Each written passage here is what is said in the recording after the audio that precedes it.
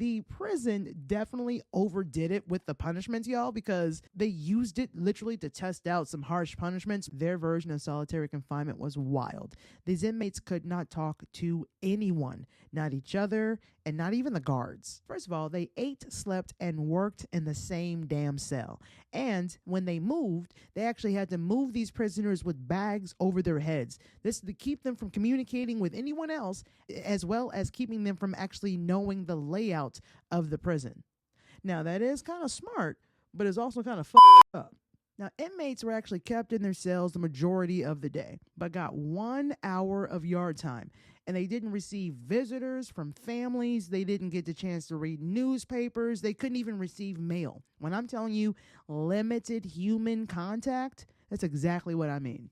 If I'm being honest with you, it just sounds like they're breeding serial killers. They had many other methods of punishment. The water bath. Inmates were doused in ice cold water while chained to a wall in the wintertime. Ice would develop on their skin.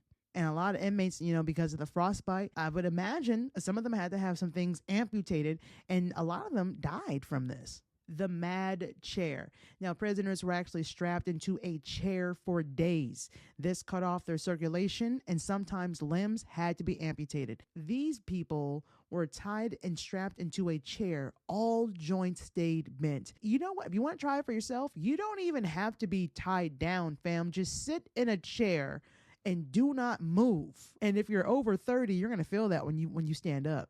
You're going to feel that.